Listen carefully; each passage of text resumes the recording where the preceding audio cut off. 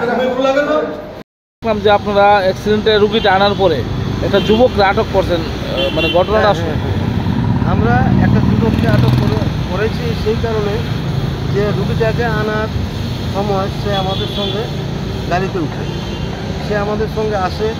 সে যখন রুগীটাকে আমরা হাসপাতালে আনার পর তাকে হাসপাতালের ভেতর নিয়ে যাচ্ছিলাম, তখন সেই অসুস্থ যুবকটার গলার মধ্যে একটা স্বর্ণের চেইন ছিল।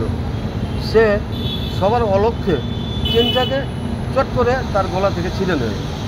তো এটা আমাদের নজরে এসে যায়, আমরা তাকে ধরে ফেলি, ধরে পুলিশের কাছে আমরা হ্যান্ডওভার করি। যে যুবকটার নাম কিছু জানা গেছে? সেই যুবকটার নামটা আমরা জানি না, আমরা তাকে পুলিশের কাছে হ্যান্ডওভার করে দিয়েছি।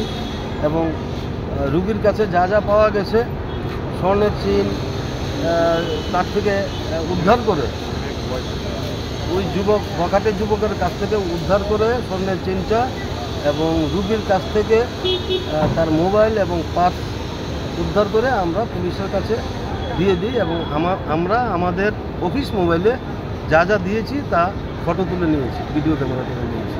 আপনারা কোনখান থেকে আইছেন? আমরা এনসিপি ফায়ার স্টেশন থেকে। আপনার নামটা?